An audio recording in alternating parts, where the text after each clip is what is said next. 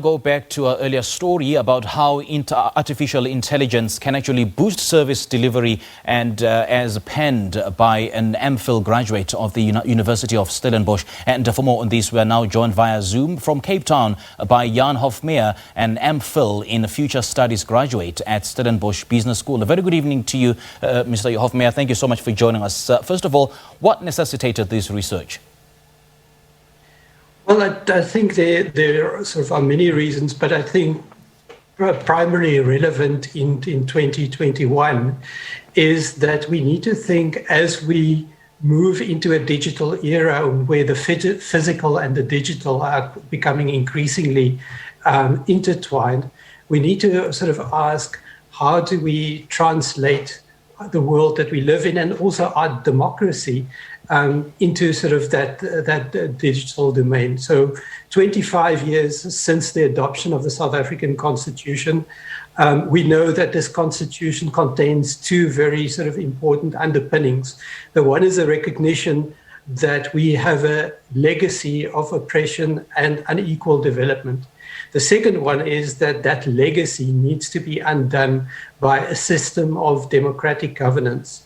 And we now, a number of years, over 2.5 decades into this democracy, and many people are asking, well, when will service delivery be coming to us? Why do we still see these levels of poverty, and why do we still see these levels of inequality? And so artificial intelligence is one of those mega trends that could potentially accelerate the delivery of services and the access that people have to services. But as we're seeing around the world, there are many ethical questions around the adoption of artificial intelligence, particularly in democracies where questions of transparency, accountability, and privacy are so primary.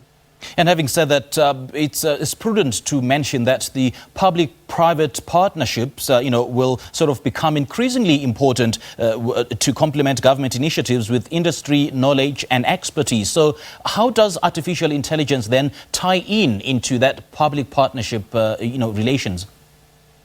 Indeed, it needs to be a public-private partnership. I have focused in my research on the creation of a number of scenarios of how the adoption of artificial intelligence, particularly as it relates to governance, is concerned, may pan out over the next 10 years.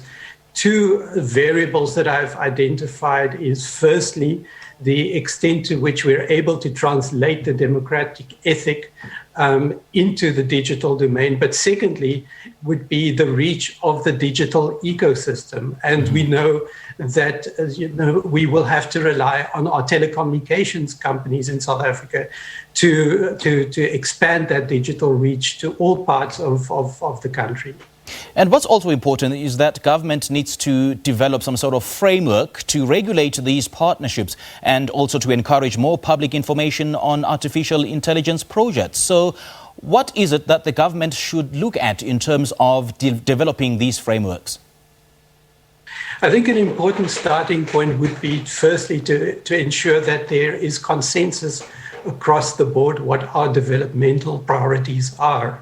Because it might sound, a very sort of like a very simple statement, but we also know that there is still very much sort of fragmentation within the South African policy landscape. So firstly, we need to agree on the priorities.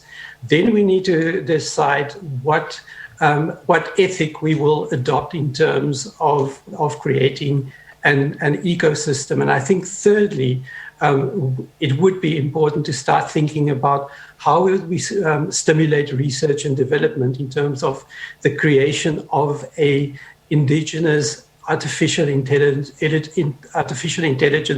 governance system in South Africa. Because very often we think that we can simply adopt technologies from the outside, but these technologies are very often not custom-made for South Africa and does not recognize the realities of the things that we need to measure, the things that we need to address. So it's very important also to create that homegrown capacity. Mr. Hofmeyr, we're talking about African governments here, in particular the South African government. And most of these governments, it suffices to mention that they're stretched in terms of resources and in terms of implementing such artificial intelligence initiatives. So it'll be a very tough balancing act, to sort of balance, delivering services to the masses and, of course, implementing those delivery of services through AI. Indeed, but I do not think it necessarily ought to be a trade-off between the two.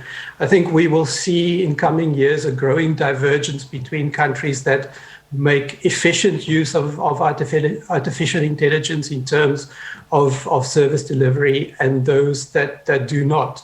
And hence I rather see it as an investment rather than an additional expense or a luxury. Imagine, for example, we are able to have a Home Affairs that can give you up-to-the-minute indications of the number of people who have been born or died on a particular day. That just gives us a much better sense of what our population profile looks like, how we need to allocate grants, where do we need to spend in terms of education, etc. So just the savings in terms of transparency, accountability, and also more efficient spending.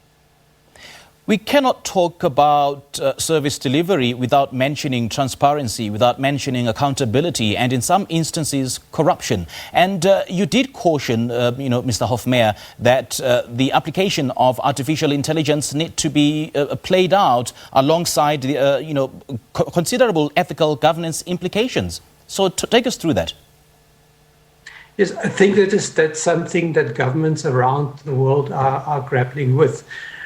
Tech companies have become increasingly powerful around the world, and technologies in many instances and also artificial intelligence is evolving at such a rapid pace that it is very difficult to regulate for governments, and particularly so in democracies where the need for data as a crucial element for the artificial intelligence ecosystem is critical, needs to be balanced against the imperative for privacy. In a country like China, for example, that's less of a consideration, given also the understanding between tech companies and the government in China that they work together, and there is no premium on the question of privacy. So for us, it is something that we need to grapple with. And again, I would like to sort of also underscore the importance of understanding what does our Constitution say? What is the underlying the spirit and the ethic of our Constitution? What does it require from us? And how do we interpret that in also sort of within the digital domain? You sketched 4 scenarios depicting where South Africa can be in 2030 if it adopted artificial intelligence systems. So what informed such a prognosis? Because I see in one of those sketches, you juxtaposed South Africa with China. Where did you base that on? Right. So I look at 4 scenarios. The most sort of optimistic scenario is one where the digital ecosystem reaches wide into the population, and it's underpinned by a very sort of democratic ethic in the digital sphere. The complete opposite of that, the most sort of abysmal scenario would be one where there's no democratic ethic and the ecosystem is being used to suppress and oppress people who are dissatisfied with inequality and poverty, etc. The China scenario, I sort of cheek in the tongue call it the everyone's China scenario, referring to the South African expression of being a friend. And that specific scenario refers to a more kind of pragmatic approach where there is an extensive ecosystem for AI, but where government is much more pragmatic in its application of democratic principles, and where the consideration for service delivery in some instances might trump the democratic ethic. So where issues of privacy may be overlooked in the pursuit of accelerated service delivery. So that's sort of the more pragmatic trade-off between the two. But as I say, the desired scenario for me would be one where we have a ecosystem that reaches everybody, where people can access services, but also where government can get a sense of where people are at. And secondly, a democratic ethic that creates agency for people in order to be able to transact and to live their best lives. Let's talk about how liberal democracy will need physical access to the infrastructure to enable participation and inclusion of the views of all those who are being governed. Yes, I think the big crisis of liberal democracy worldwide at the moment is that there are large proportions of people in democracies, also in the old sort of established democracies of the North, who feel excluded as a result of growing inequality, also in what used to be called welfare states in some of the most equal societies previously.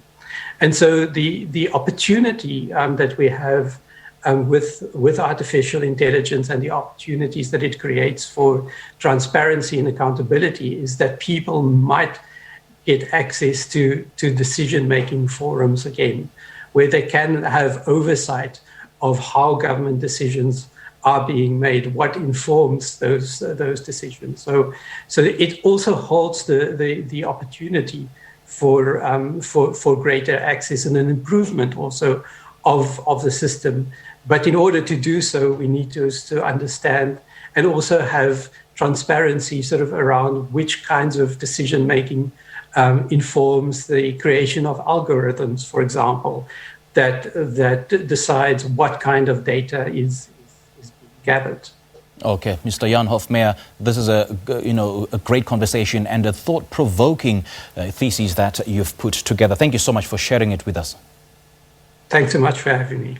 That was Jan Hofmeyr. He is a University of Stellenbosch Business School graduate. He found that artificial intelligence can actually boost service delivery in all African countries.